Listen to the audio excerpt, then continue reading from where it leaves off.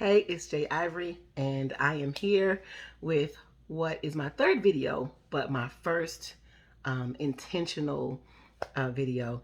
I'm excited today because even though I am still doing this really raw and just sit in front of the camera and talk, it is the first time that God told me what I'm going to say, like specifically, right? And so I pray that whoever is here or whoever watches this later, that you hear what God is trying to say. And I pray that it's a word in season.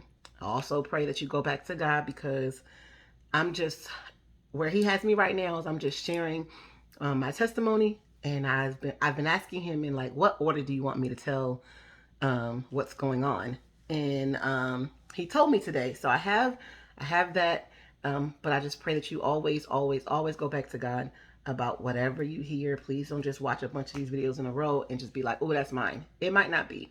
Perhaps you're here just to hear what God is doing in my life as just a stretch of your faith. Or maybe you're a friend of mine, a sister of mine, and you're just like, I'm here for it. Or maybe God led you to me so that I can encourage you or give you insights to where you are.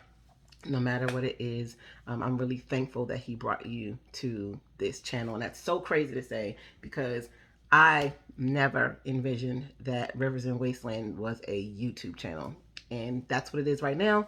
We don't know what God's going to do with it, but I just wanted to get those things out the way. So the word that He wants me to tell you today, and the part of my testimony, He wanted me to start from the very beginning. Not quite the very beginning, but He wants me to start at something that happened toward the beginning. And so the title of this is Do Not Forget the Lord.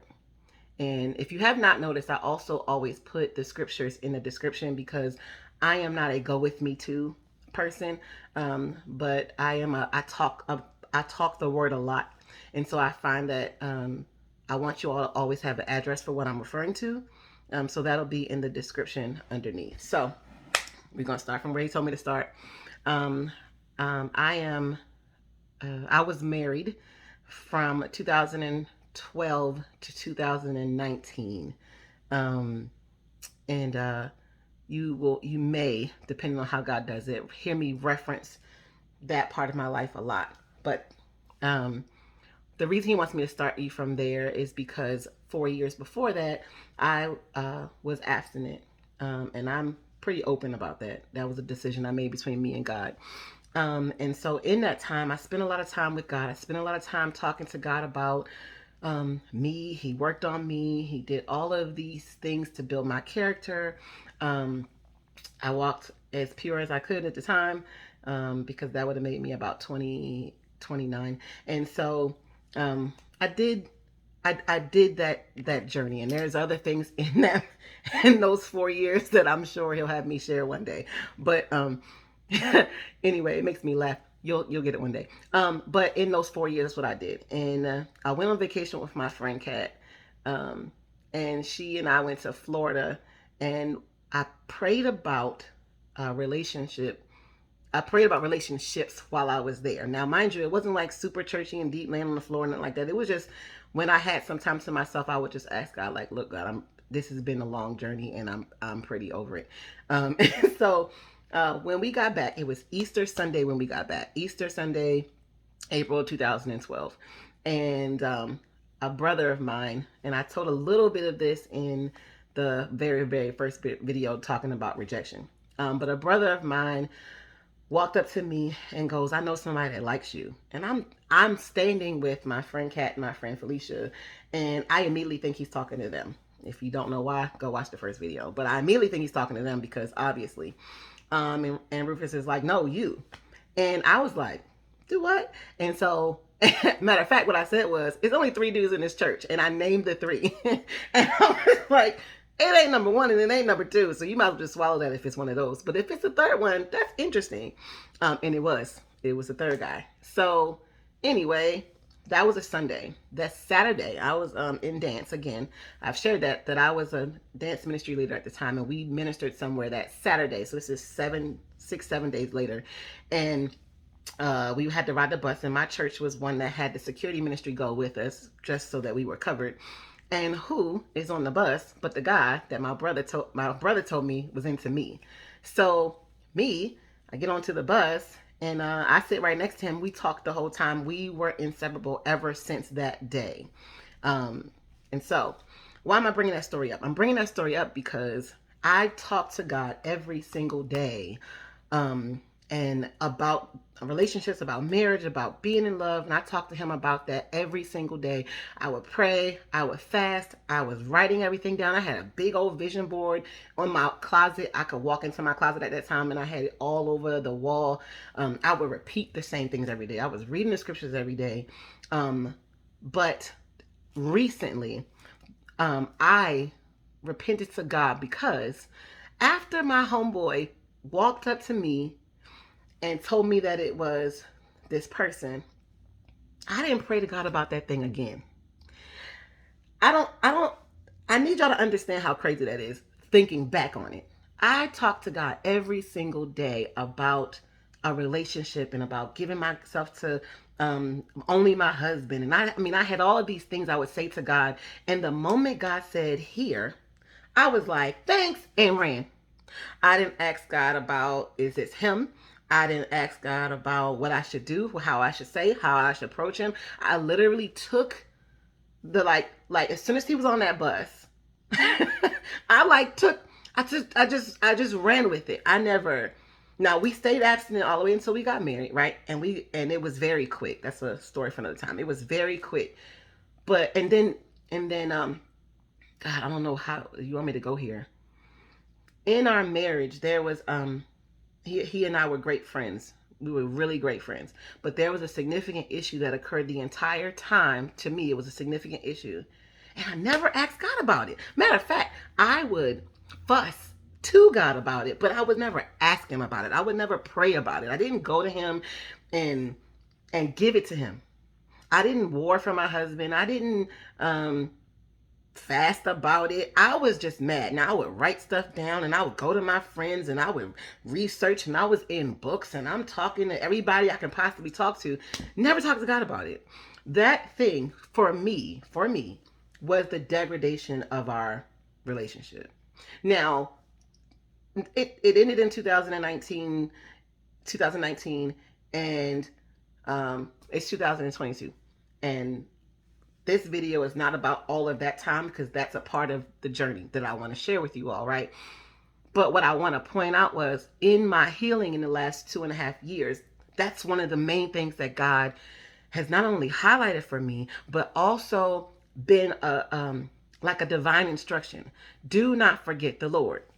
It's Bible. So Deuteronomy 6 through Deuteronomy 8 are these instructions, divine instructions, when you get everything that God has promised. And some of the stuff you're going to get that you didn't even do. Like it talks about how you're going to have plants you ain't plant, and you're going to have land you didn't fight for. You're going to have animals and water. Like it literally lists all the grapes that you didn't plant into the ground. When you get all of these things, do not forget the Lord. Then it goes in, so it's a little part of chapter 6 of Deuteronomy, but it's all of chapter 8. Literally, like, do not forget the Lord. And one of the first things that God had me do after my divorce, and again, that period of time is for a different video. September 2020 was the first time that God allowed me to speak to women concerning that was my ministry. My ministry the Lord told me my ministry is to women, and to just speak from my experiences and to bring them to Christ just through what I've lived through. And one of the first things He told me to tell them was, "Do not forget the Lord." And so when I asked God, "What do you want me to say? What's the first official video?" He said, tell them the same thing I told you at the beginning. Do not forget the Lord. Do not forget Him. Because what's wild is it amazes me how in the healing process, I have uncovered that the issue that I thought was the reason for our marriage ending, 7 years it took to die, if you will. It was because I never went to God about Nothing concerning him. Nothing. And it's crazy because he's not a terrible dude. You will always hear me say that he is not a terrible dude. What God has revealed to me was there were so many things that I did not do well, and I did not do them well because I did not go to God about how to do them well. I didn't go to God about how to be the right kind of wife for what he needed. I did not go to God about the issue that was so pressing to me, especially because it directly correlated to the season I just came out of before I met him. As soon as I got my yes that I was pleading to God for, I didn't ask God nothing else.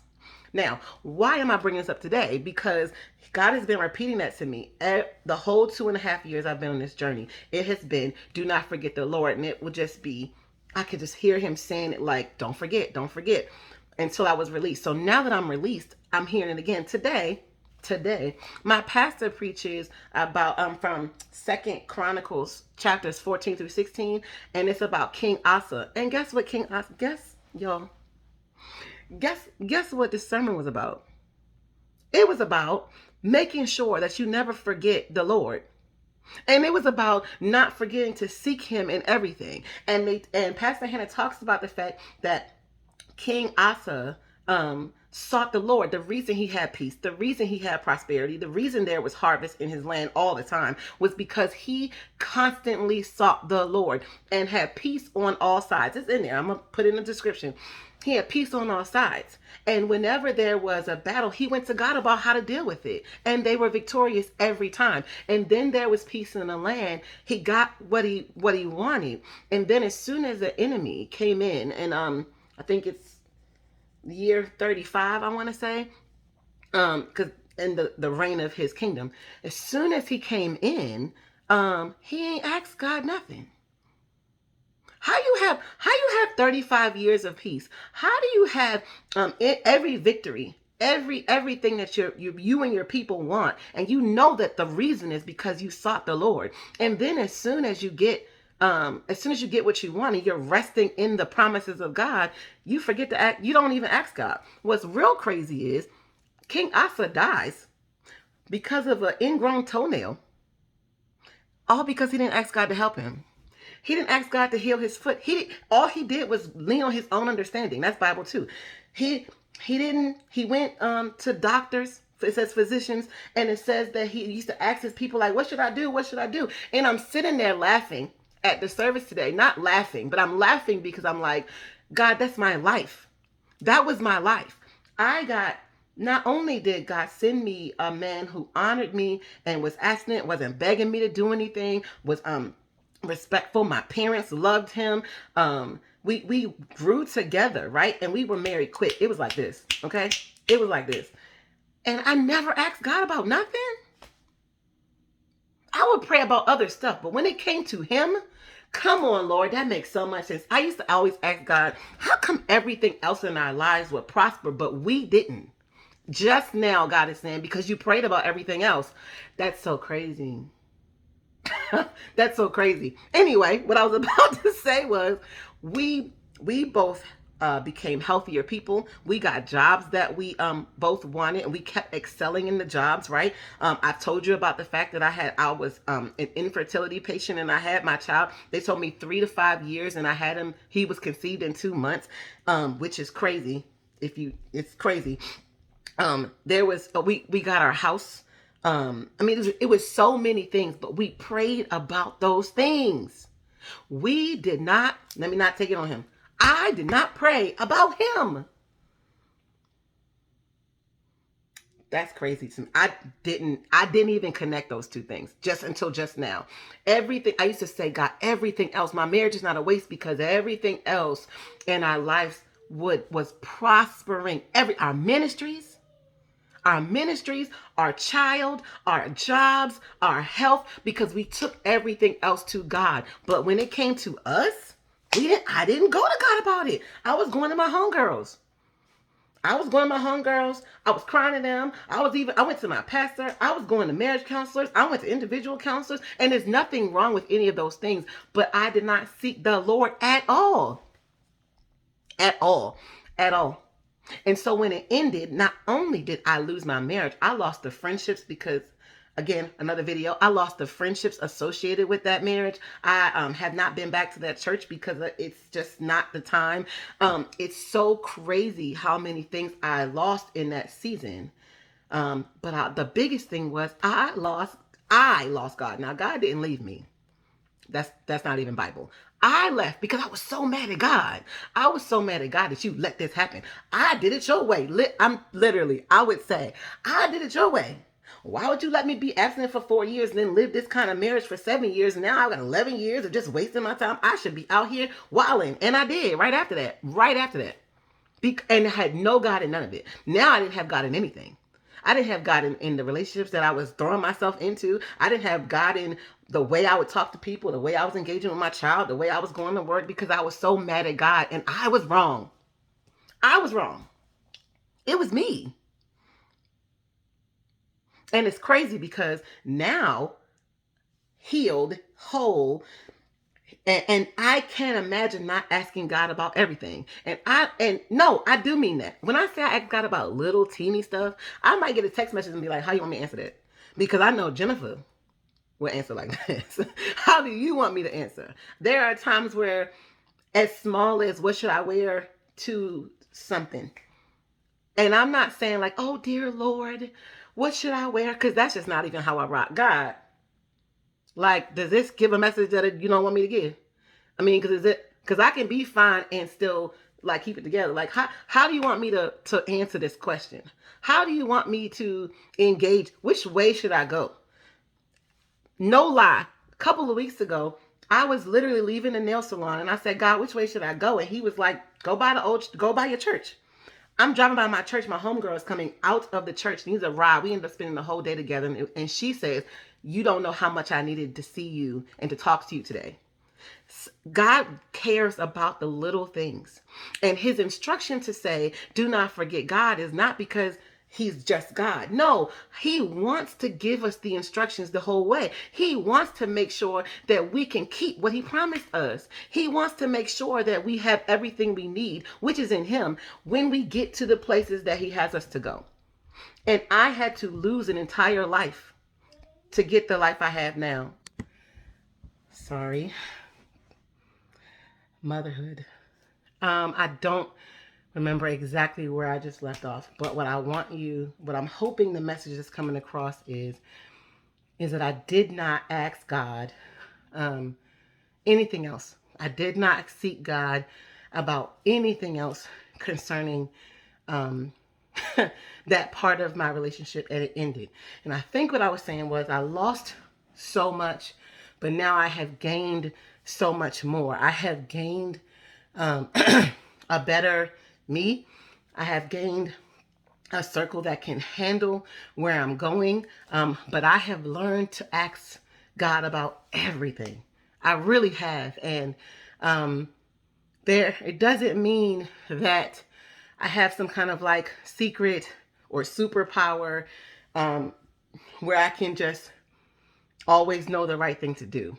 It doesn't mean that God wants to isolate me and not talk to anybody. That's not what God was saying. What God has said to me is, I want you to learn to come to me about everything, because sometimes I will direct you then who to talk to. I will direct you of where to go. I will have someone answer that question. I can speak through anything, but because you did not ask me anything, you were just going off of what you thought, who had the best answer and who could solve it, and no one ever solved it. Y'all, nobody ever solved it. I don't know if it's fixed now in the marriage that he has. It's not my business. My friend says, not my monkey, not my circus. I don't know what's happening over there because I don't ask. But I know that I prayed for him after we were divorced. Before we were divorced, when we were separated, I would pray that he would heal in the areas that I was sent to heal and didn't. I would pray for the woman who was to come. She wasn't even in his life yet. I would pray for her that she did not drop the ball like I did. This does not mean that that he had no fault. A lot of people hear my story about my divorce and think I'm taking all ownership and that he has none. That's not the case. The case is that I learned that the whole marriage, I pointed at him the whole time, this. And it wasn't until after when God healed me, that he showed me, here's where you didn't seek me. Here's where you didn't come to me. Here's where you did not pray.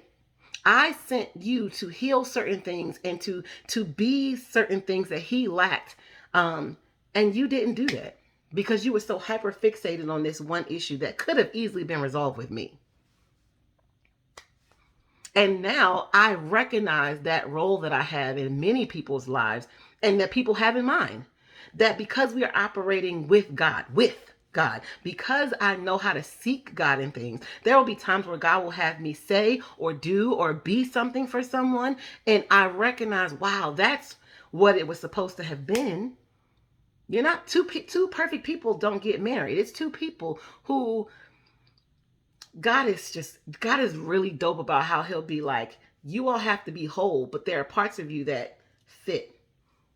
And there were things that I know I've been called to do that I'm walking in now that would have been beautifully done in that relationship.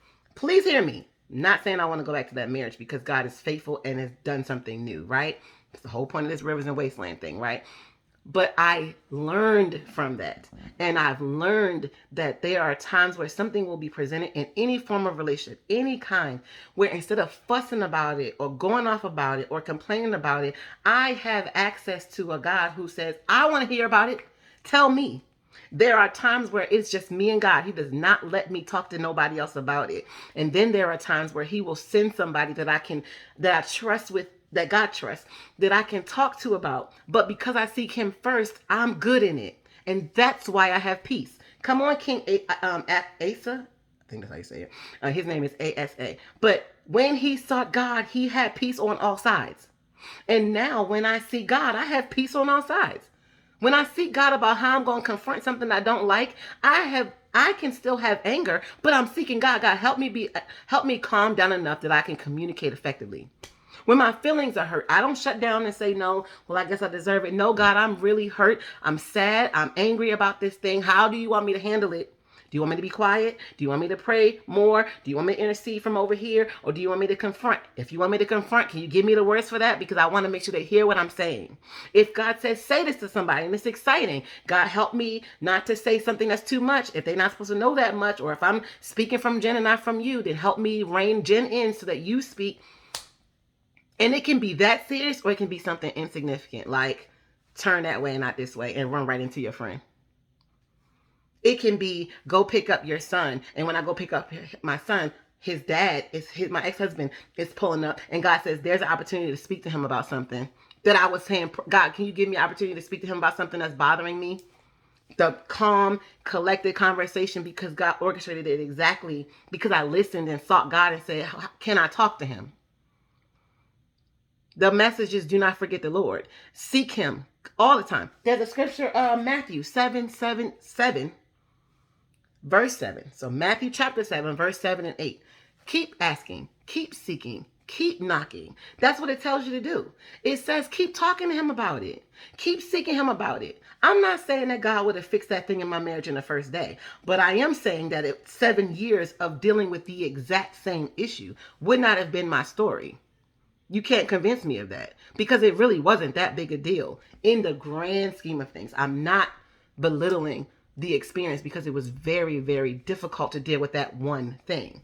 What I'm saying is that I believe wholeheartedly if I had just asked God what his thoughts were, what can I do about this thing, then it would have had a different outcome. And the God that I serve is so gracious that I'm getting another opportunity.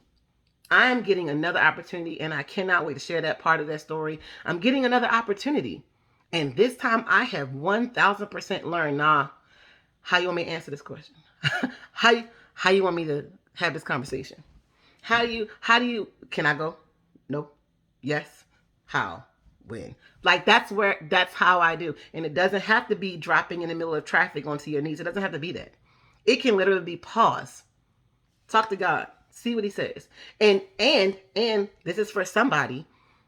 If you do not hear God's answer right away, it does not just automatically mean, well, he didn't answer, so I guess he don't care. Or it doesn't mean silence means yes.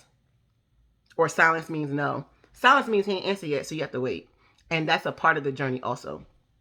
That's a part of the journey also. It's also recognizing you might not like the answer he gave, but trusting that he knows better than you. Mm-hmm. All of that is involved with do not forget the Lord. All of that is involved with do not forget the Lord. So I encourage you to read Deuteronomy 6 through 8, all the whole chapters, right? I encourage you to read Second Chronicles 14 through 16, all of it. And then I encourage you to read Matthew 7, chapter 7, verse 7 and 8, because I really want you to get that he's saying, do not forget the Lord. Do not forget him. Do not get all the way there and then forget him, because anything that you do in your own power, you're going to have to sustain. I learned that from my coach, Coach David Burrs, that you're going to have to sustain anything that you do in your own power. And that's not something that we have the ability to do. We do not. But we are set up for success. We are victorious in Christ when we say, God, I know that I didn't get here without you, so therefore I cannot sustain this without you. I do not have the capacity to keep this up without you. And so when I asked God what I should talk about, he reminded me that September 2020 was the first time that I spoke to women. And I said that, and I declared, do not forget the Lord. And so now, coming out, I'm out of that. I'm into the new season, right? God is doing something new. I am super excited because the first word that he wants me to give you all is do not forget the Lord. Seek him in everything, everything, even if you think it's insignificant. And what I want you to get from me, I want you to take away that it will not feel like a chore after a while. It is literally just how I live. It's how I live. And it will not be a second thought. It will not be, oh, I have to go, wait, I have to ask the Lord. It's not, it's just a part of your life. And that just having that open communication with God is such an intimate thing that will build other areas of your life and heal other areas of your heart. Just being able to talk to God about stuff all the time, I'm telling you, it changes your life. So I pray that you are encouraged. I pray that you are as excited as I am, because when God said you can talk, I was like, stop playing with me.